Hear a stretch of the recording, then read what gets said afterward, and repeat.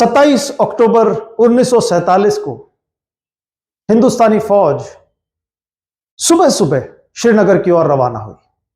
जितने डाकोटास थे, जितने फ्लाइट्स थे, जितने प्लेन्स थे, सभी हमारे फौजियों के साथ श्रीनगर के लिए रवाना हुए। ऐसा कहा जाता है कि एयर इंडिया की एयरबस, जिसमें बहुत ज्यादा लग्जरी फिटिंग्स होती थी, उसमें सेना के अफसरों ने जाके सारी लग्जरी फिटिंग्स उखाड़ दी, बाहर फेंक दिया उसे, और जितने फौजी अंदर आ सकते थे उन्हें सबको वहां पर खड़ा किया गया और प्लेन को श्रीनगर पहुंचाया गया। क्योंकि पहला ऑब्जेक्टिव, पहला मकसद जो हिंदुस्तानी फौज का था वो ये था कि हमें श्रीनगर का रनवे सिक्योर करना है। जैसे ही 27 अक्टूबर को हिंदुस्तानी फौज श्रीनगर पहुंची, रनवे सिक्योर हुआ, जवाहरलाल नेहरू ने राहत की सांस ली। अब 27 अक्टूबर को हिंदुस्तानी फौज के पहुंचते ही सभी अफसरों ने श्रीनगर के आसपास एक सुरक्षा रिंग बना लिया, एक सिक्योरिटी रिंग बना लिया, जिससे यह ट्राइबल इन्वेजन जो बारामूला में दहशत फैला चुका था, विनाश फैला चुका था, वो श्रीनगर तक ना आ पाए। जब यह सूचना मोहम्मद अली जिन्ना को मिली कि हिंदुस्तानी फौज श्रीनगर आ चुकी है, जिन्ना गुस्से में आग बबूला हो गए। सबसे पहले उन्होंने खूब शराब पी और शराब पीने के बाद में उनके आर्मी के commander in chief general Frank Messervy को कॉल किया। जनरल मैसर्वी को कहा कि हिंदुस्तान पे हमला कर दो, अटैक कर दो हिंदुस्तान पे। लेकिन मैसर्वी ने उस वक्त उनकी बात नहीं सुनी। लेकिन पाकिस्तानी आर्मी उन ट्राइबल्स के साथ लगातार संपर्क में थी। ऑफिशियली भले ही पाकिस्तान ने वॉर डिक्लेयर नहीं किया था, लेकिन अनऑफिशियली ऑन रिकॉर्ड सबको पता था कि इसके पीछे पाकिस्तान का हाथ है। 1 नवंबर को लॉर्ड माउंटबेटन, भारत के पहले गवर्नर जनरल, वे तुरंत मोहम्मद अली जिन्ना से मिलने गए। तो मोहम्मद अली जिन्ना ने साफ इनकार कर दिया कि यह ट्राइबल इन्वेजन पाकिस्तान की नहीं, यह ट्राइबल इन्वेजन भारत की करतूत थी। मैसेज क्लियर था, पाकिस्तान युद्ध चाहता था। 3 नवंबर को जब उसने बड़गाम के पास पहल करने की कोशिश की, हमारी आर्मी मौजूद थी और हमारी आर्मी ने इन सभी ट्राइबल्स को धीरे धीरे पीछे खदेड़ना शुरू कर दिया। बारामूला मिल गया, उरी मिल गया, और जैसे ही पीछे खदेड़ते हुए आर्मी आगे बढ़ने लगी, सर्दी शुरू हो गई, बर्फ गिरने लगी और दोनों पक्षों से जो फायरिंग थी वो ठहरने लगी। तो दिसंबर तक की हम बात करें तो इतना पूरा का पूरा क्षेत्र ये पाकिस्तान के कब्जे में जा चुका था। क्योंकि अगर हम गिलगिट स्काउट्स की बात करते हैं, गिलगिट स्काउट्स इन सबको पाकिस्तान ने नॉर्थ वेस्ट फ्रंटियर प्रोविंस होते हुए अपने साथ ले लिया था। पुंछ ने पाकिस्तान के झंडे पहले ही फहरा दिए थे। मुजफ्फराबाद पे सभी पाकिस्तानी फौज तैनात हो चुकी थी। तो इतना पूरा जो क्षेत्र था यह पाकिस्तान ने अपने कब्जे में ले लिया था। और 1 जनवरी 1948 को लॉर्ड माउंटबेटन के कहने पर पंडित जवाहरलाल नेहरू ने यूनाइटेड नेशंस के सामने यह प्रस्ताव रखा। प्रस्ताव यह रखा गया था भारत द्वारा कि इंस्ट्रूमेंट ऑफ एक्सेशन द्वारा महाराजा हरि सिंह ने जम्मू कश्मीर को हिंदुस्तान के हवाले किया, लेकिन पाकिस्तान ने अनऑफिशियली इस पर एक ट्राइबल इन्वेजन करवाकर हड़पने की, हथियाने की कोशिश की।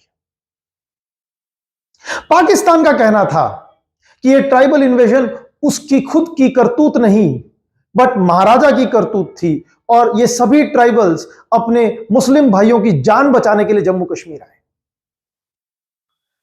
इस वक्त एक बहुत बड़ा किरदार निभाया गया था पाकिस्तान के commander in chief sir Frank Messervy ने।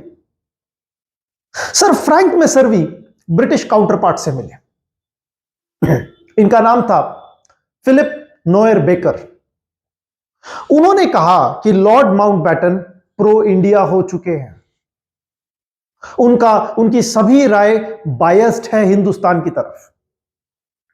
उन्होंने नोएल बेकर को कन्विंस किया कि पाकिस्तान पूरी तरह गलत नहीं था, और इस कारण यूनाइटेड नेशंस में ब्रिटेन ने पाकिस्तान का साथ दिया। और पाकिस्तान का साथ देने के कारण हम सिंबॉलिकली यूनाइटेड नेशंस में तब हार गए जब यूनाइटेड नेशंस ने इस मुद्दे को जम्मू कश्मीर मुद्दा न कहते हुए भारत पाकिस्तान मुद्दा बना दिया। इस पर एक और थ्योरी जो कही जाती है वो ये है कि 1948 में कोल्ड वॉर, शीत युद्ध शुरू हो चुका था और ब्रिटेन चाहता था कि पाकिस्तान, जो कि सांप्रदायिक मुद्दे के ऊपर स्थापित किया गया था, कम्युनिज्म के खिलाफ लड़ सकता था। इसलिए 1948 में ब्रिटेन ने पाकिस्तान का साथ इसलिए भी दिया ताकि कम्युनिज्म को रोका जा सके। लेकिन यूनाइटेड नेशंस के इस फैसले का बहुत विरोध हुआ। खासा दुख पंडित जवाहरलाल नेहरू को था, जो यूनाइटेड नेशंस की न्यूट्रलिटी पे बहुत भरोसा करते थे। उनके लिए यूनाइटेड नेशंस मानवता की सबसे बड़ी जीत थी, क्योंकि उन्हें लगता था कि अब हमें युद्ध जो है वो शस्त्रों से नहीं जीतना पड़ेगा, बट शास्त्रों से जीता जाएगा, नियमों से जीता जाएगा, सहमति से जीता जाएगा। इसलिए 1948 में यूनाइटेड नेशंस का यह फैसला जवाहरलाल नेहरू को बहुत दुखी किया और उन्हें वह स्वीकार नहीं हुआ।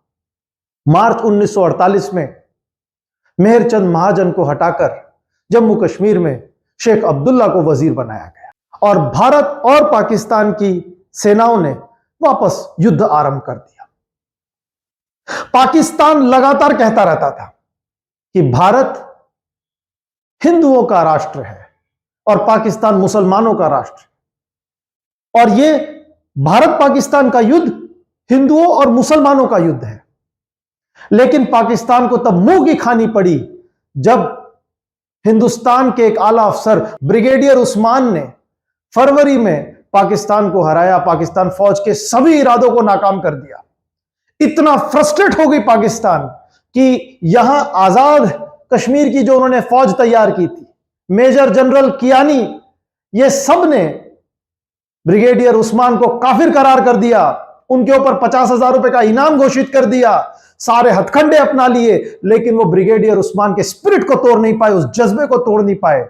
उन्होंने इंडिया का सेक्युलरिज्म क्या है, इसे पाकिस्तान के कम्युनलिज्म के सामने एक चट्टान की तरह खड़ा कर दिया। जुलाई में ब्रिगेडियर उस्मान ने ऑन द फील्ड अपनी जान गंवा दी और वे एक सिंबल बन गए भारत के धर्मनिरपेक्ष स्पिरिट के, स्पिरिट ऑफ सेक्युलरिज्म के। भले ही 1 जनवरी 1949, 1 जनवरी 1949 को एक सीज फायर साइन किया गया, मामला यूनाइटेड नेशंस तक चला गया, लेकिन ऑफिशियली जम्मू और कश्मीर इंडिया के साथ एक्सीड हो गया। पाकिस्तान यह कहता रहा कि जम्मू कश्मीर पाकिस्तान का था और पाकिस्तान इसे लेकर के रहेगा, और भारत का जवाब कुछ यूं था कि हमें पता है कि जन्नत की हकीकत क्या है, लेकिन दिल खुश करने के लिए गालिब ख्याल अच्छा है। भारत ने हमेशा धर्मनिरपेक्ष होने का दावा रखा और धर्मनिरपेक्षता के तहत उस पर कायम रहे। जनवरी 1948 में जब महात्मा गांधी बिरला हाउस पहुंचे, तब उनसे पूछा गया कि भारत का भविष्य क्या है। तब उन्होंने कहा कि जिस वक्त जम्मू कश्मीर की आवाम खुद होकर भारत के साथ आएगी, भारत उस वक्त ट्रूली सेक्युलर धर्मनिरपेक्ष बन जाएगा।